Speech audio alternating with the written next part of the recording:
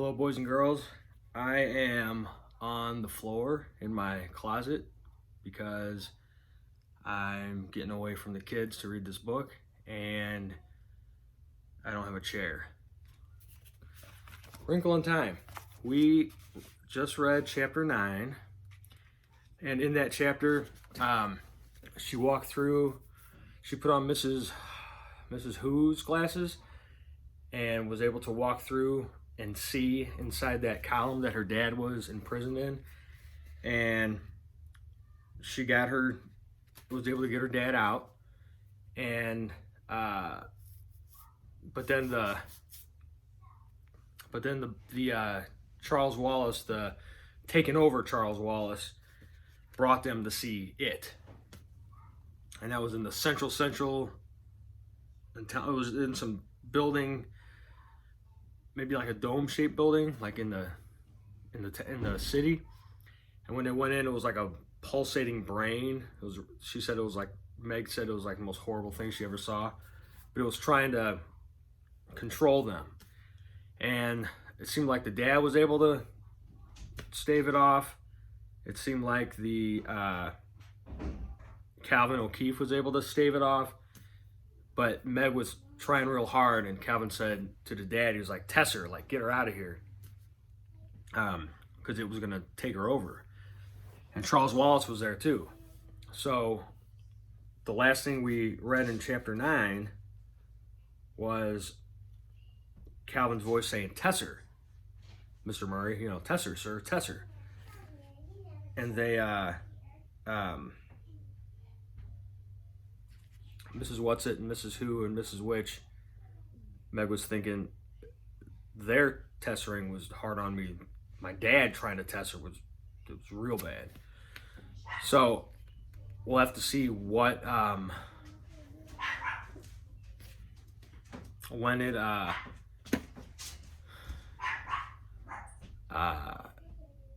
sorry, just people walking by in front of me, distracting me. So we'll have to see what happens in this next chapter. Chapter 10 is called Absolute Zero.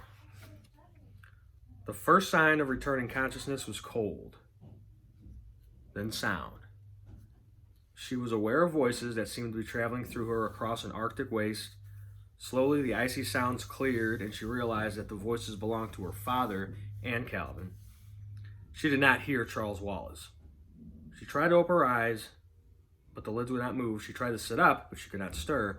She struggled to turn over, to move her hands, her feet, but nothing happened. She knew that she had a body, but it was as lifeless as marble. She heard Calvin's frozen voice. "Her heart is beating so slowly." Her father's voice said, "But it's beating. She's alive." "Barely," said Calvin. "We couldn't find a heartbeat at all at first. We thought she was dead." "Yes." "And then we could feel her heart very faintly. The beats were very far apart, and then it got stronger. So all we have to do is wait." Her father's words sounded brittle in her ears, as though they were being chipped out of ice. Calvin said, "Yes, you're right, sir." She wanted to call out to them, "I'm alive. I'm very much alive. Only I've been turned to stone or something." But she could not call out any more than she could move. Calvin's voice came again. She could hear it. "Anyhow, you got her away from it. You got us both away. And we couldn't have gone on holding out. It's so much more powerful and strong than..." "How did we stay out, sir? How did we manage as long as we did?" Her father said, Because it's completely unused to being refused. That's the only reason I could keep from being absorbed too. No mind has tried to hold out against it for so many thousands of centuries that certain centers have become soft and atrophied through lack of use. If you hadn't come to me when you did, I'm not sure how much longer I would have lasted. I was on the point of giving in." Calvin said, "Oh no, sir." Then her father said, "Yes, nothing seemed important anymore but rest. And of course, it offered me complete rest. I had almost come to the conclusion that I was wrong to fight, that it was right after all, and everything I believed in most passionately was nothing but a madman's dream. But then you and Meg came in to me, broke through my prison, and hope and faith returned." Calvin said, "Sir, Why were you on Camazotz at all? Was there a particular reason for going there? Her father, with a frigid laugh, said, Going to Camazotz was a complete accident. I never intended even to leave our own solar system. I was heading for Mars. Tessering is even more complicated than we had expected. Calvin said, Sir, how was it able to get Charles Wallace before it got Meg and me? Her father said, From what you've told me, it's because Charles Wallace thought he could deliberately go into it and return. He trusted too much of his own strength. Listen, I think the heartbeat's getting stronger, he said. His words no longer sounded to her quite as frozen. Was it his words that were ice, or her ears? Why did she hear only her father and Calvin? Why didn't Charles Wallace speak? Silence. A long silence. Then Calvin's voice came again. Can't we do anything? Can't we look for help? Do we just have to go on waiting? Her father said, We can't leave her, and we must stay together. We must not be afraid to take time. Calvin said, You mean we were? We rushed into things on Camazotz too fast, and Charles Wallace rushed in too fast, and that's why he got caught? Maybe. I'm not sure. I don't know enough yet, said her father. Time is different on Camazotz, anyhow. Our time, inadequate though it is, at least is straightforward. It may not be even fully one-dimensional because it can't move back and forth on its line, only ahead. But at least it's consistent in its direction. Talking about time on Earth. Time on Camazotz seems to be inverted, turned in on itself. So I have no idea whether I was imprisoned in that column for centuries or only for minutes. And then there was silence for a moment. Then her father's voice again. I think I feel a pulse in her wrist now. Meg could not feel his fingers against her wrist. She could not feel her wrist at all. Her body was still stone, but her mind was beginning to be capable of movement. She tried desperately to make some kind of a sound, a signal to them, but nothing happened. The voices started again. Calvin said, About your project, sir, were you on it alone? Her father said, Oh, no. There were half a dozen of us working on it, and I dare say a number of others we don't know about. Certainly we weren't the only nation to investigate along that line. It's not really a new idea, but we did try very hard not to let it be known abroad that we were trying to make it practicable. Did you come to Camazotz alone, or were there others with you? I came alone, said her father. To Calvin.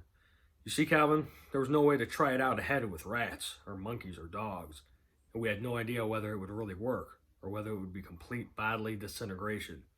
Playing with time and space is a dangerous game. But why you, sir? I wasn't the first. We drew straws, and I was the second. What happened to the first man? We don't... Look, did her eyelids move? Silence. Then, no, it was only a shadow. But I did blink, Meg tried to tell them. I'm sure I did, and I can hear you. Do something. But there was only another long silence, during which perhaps they were looking at her, watching for another shadow, another flicker. Then she heard her father's voice again, quiet, a little warmer, more like his own voice. We drew straws, and I was second. We know Hank went. We saw him go. We saw him vanish right in front of the rest of us. He was there, and then he wasn't. We were to wait for a year for his return, or for some message. We waited, and nothing. Calvin, his voice cracking. Jeepers, sir. You must have been in sort of a flap. Her father said, Yes, it's frightening, as well as an exciting thing to discover that matter and energy are the same thing, that size is an illusion, and that time is a material substance. We can know this, but it's far more than we can understand with our puny little brains. I think you will be able to comprehend far more than I, and Charles Wallace even more than you. Yes, but what happened, please, sir, after the first man? Meg could hear her father sigh. Then it was my turn. I went, and here I am, a wiser and a humbler man. I'm sure I haven't been gone 2 years. Now that you've come, I have some hope that I may be able to return in time. One thing I have to tell the others is that we know nothing. Calvin said, What do you mean, sir? Her father said, Just what I say. We're children playing with dynamite. In our mad rush, we've plunged into this before. With a desperate effort, Meg made a sound. It wasn't a very loud sound, but it was a sound. Mr. Murray stopped. "Hush, listen," he said. Meg made a strange croaking noise. She found that she could open her eyelids. So, Meg's laying there, like they're waiting for her to kind of wake up. And Calvin and the dad, are talking to each other. Her eyelids felt heavier than marble, but she managed to raise them. Her father and Calvin were hovering over her. She did not see Charles Wallace. Where was he? She thought. She was lying in an open field of what looked like rusty, stubby grass. She blinked slowly and with difficulty. "Meg," her father said. "Meg, are you all right?" Her tongue felt like a stone tongue in her mouth, but she managed to croak, "I can't move." "Try," Calvin urged. He sounded now as though he were very angry with her. "Wiggle your toes. Wiggle your fingers." "I can't. Where's Charles Wallace?"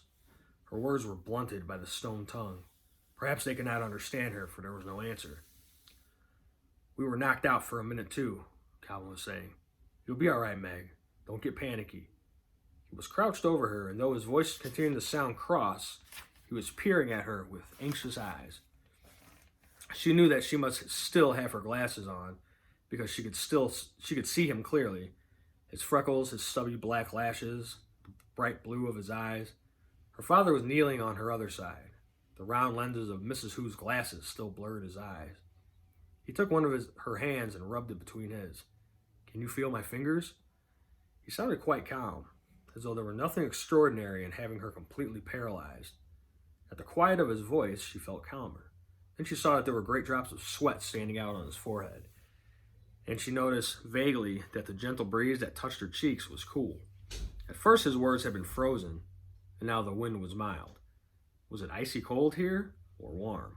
"Can you feel my fingers?" he asked again. Yes, now she could feel a pressure against her wrist, but she could not nod. Where's Charles Wallace?" I have to pause here for a second. My son's walking in. "Oh, you good? Okay, can you head on out?" All right, let me continue. Yes, now she could feel the pressure against her wrist, but she could not nod. "Where's Charles Wallace?" Her words were a little less blurred. Her tongue, her lips were beginning to feel cold and numb, as though she had been given a massive dose of Novocaine at the dentist. She realized with a start that her body and limbs were cold.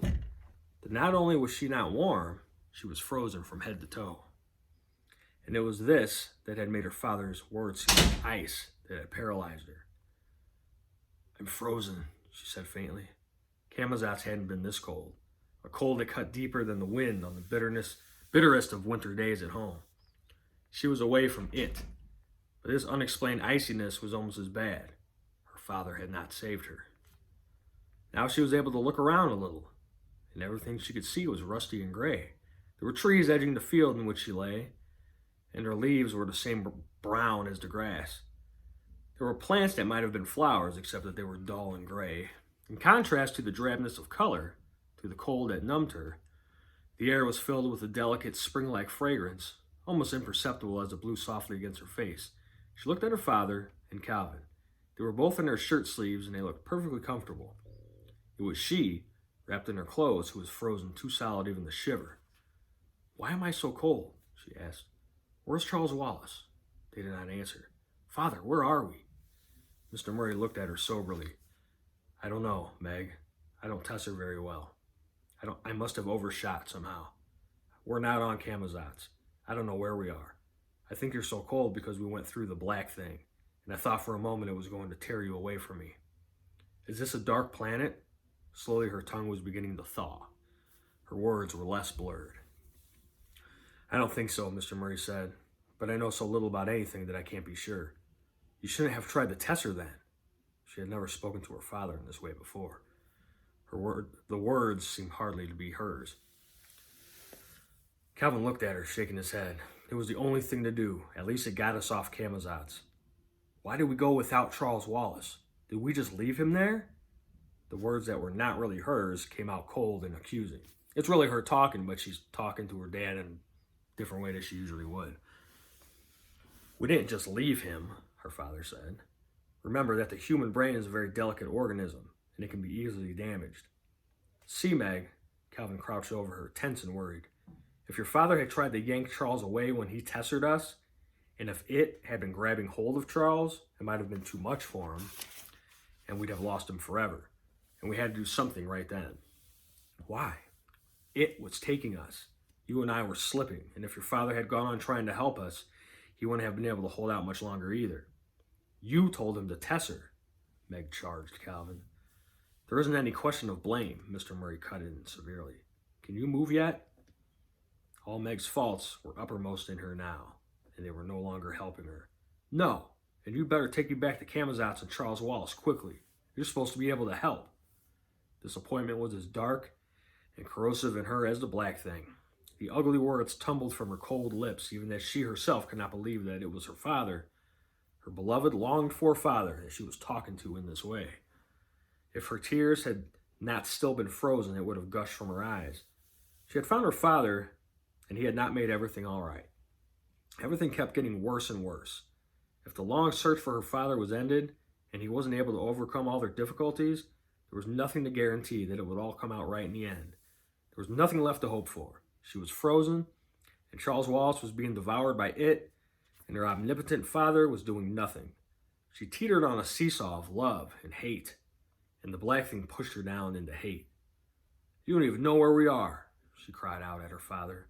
We'll never see Mother or the twins again.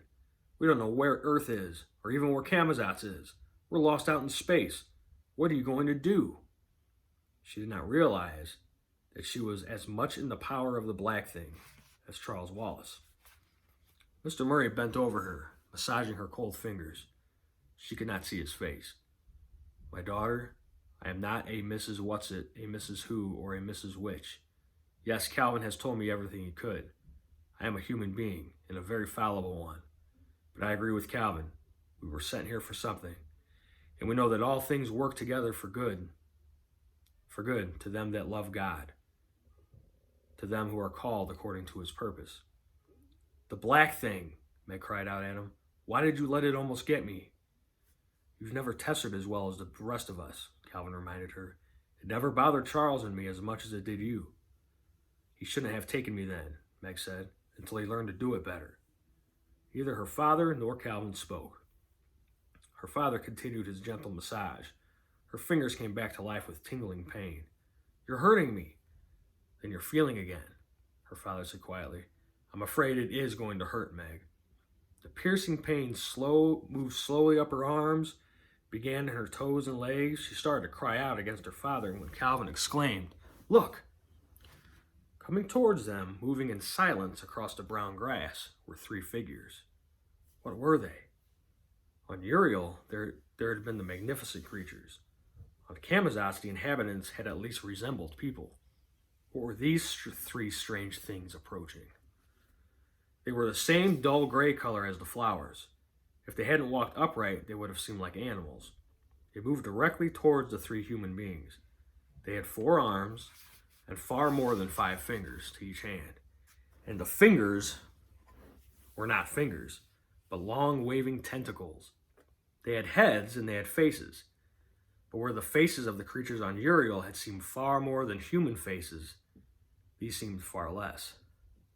Where the features would normally be there were several indentations, and in place of ears and hair were more tentacles, like an octopus has tentacles. They were tall, Meg realized as they came closer, far taller than any man. They had no eyes, just soft indentations. Meg's rigid, frozen body tried to shudder with terror, but instead of the shudder, all that came was pain, and she moaned. The things stood over them.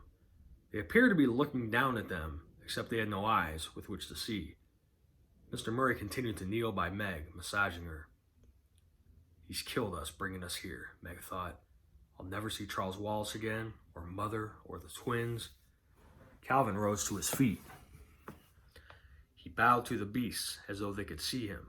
He said, How do you do, sir, ma'am? Who are you? The tallest of the beasts said. His voice was neither hostile nor welcoming, and it came not from the mouth-like indentation in the furry face, but it came from the waving tentacles. They'll eat us, Meg thought wildly. They're making me hurt. My toes, my fingers, I hurt. Calvin answered the beast's question. We're from Earth. I'm not sure how we got here. We've had an accident. Meg, this girl, is paralyzed. She can't move. She's terribly cold. We think that's why she can't move. One of them came up to Meg and squatted down on its huge haunches beside her, and she felt utter loathing and revulsion as it reached out a tentacle to touch her face. But with the tentacle came the same delicate fragrance that moved across her with the breeze, and she felt a soft tingling warmth go all through her that momentarily assuaged her pain. She felt suddenly sleepy. I must look as strange to it as it looks to me, she thought drowsily, and then realized with a shock that of course the beast couldn't see her at all. Nevertheless, a reassuring sense of safety flowed through her with the warmth, which continued to seep deep into her as the beast touched her. Then it picked her up, cradled her in two of its four arms. Mr. Murray stood up quickly. What are you doing? Taking the child, it said. That's the end of chapter 10. So that chapter was about Calvin and the dad talking about everything, and Meg waking up from being paralyzed from tessering and being so angry at her dad for not fixing everything. And then these strange creatures with tentacles walked up, kind of made her start feeling better, but then picked her up and said, we're taking the child. So that's the end of chapter 10. We'll see what happens in the next chapter. That was a good one.